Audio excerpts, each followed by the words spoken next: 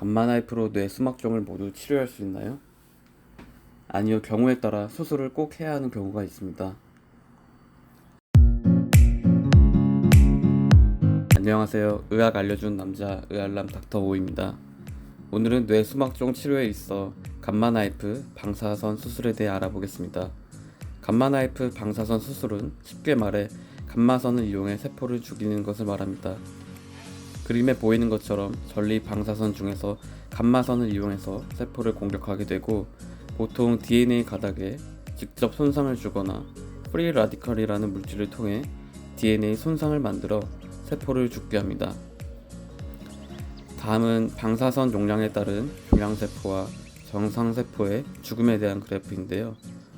보시는 것처럼 무한정 종양만 죽일 수 있는 것이 아니고, 방사선 용량이 커지면 정상세포도 죽게 됩니다. 그리고 방사선 용량이 너무 적으면 종양세포도 죽지 않아요. 그래서 적절한 방사선의 용량이 정해져 있습니다. 그런데 만약 종양의 크기가 큰 경우 이를 없애기 위해서는 그에 따라 더 큰 방사선 용량이 필요하게 되고, 이는 정상 뇌 조직에 괴사를 초래할 수 있습니다.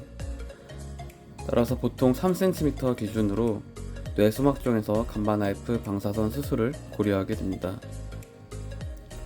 머리에 이런 틀을 고정하고 저런 통 안에 들어가서 감마나이프를 받게 됩니다. 다음 사진을 보시면 크기가 크지 않은 뇌 수막종이 오른쪽 전두엽에 위치하고 있습니다.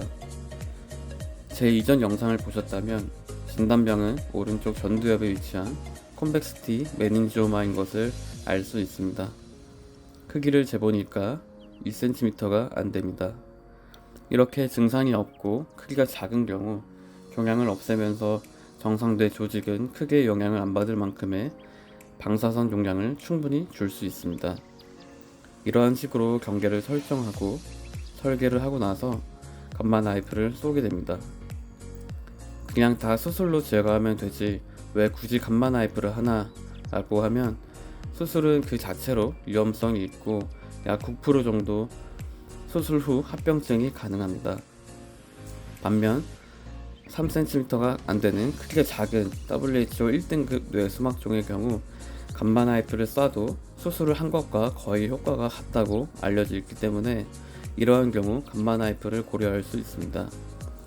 뇌를 침범해 보이거나 생긴 것이 험악해 보이는 WHO 2, 3등급 뇌 수막종의 경우 감마나이프 단독으로는 효과가 없고, 보통 수술 후 남은 부위에 대해 감마나이프 방사선 수술을 하는 편입니다.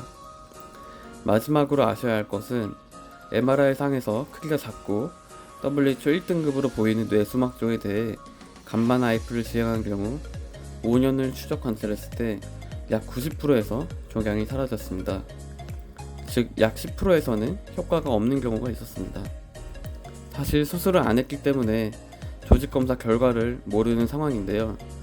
수술로 제거해보니 1등급이 아닌 WHO 2등급 종양이어서 감마나이프가 크게 효과가 없던 경우가 있었습니다.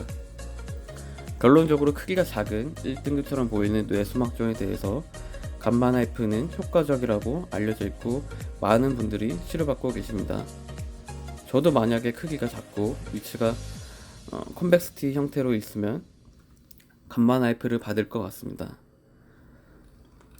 다만 만병통치약이 없듯이 감마나이프가 만능은 아니고, 크기가 작은 뇌 수막종에 감마나이프를 시행한 이후 효과가 없거나 오히려 크기가 커지는 경우가 적은 확률로 가능은 합니다.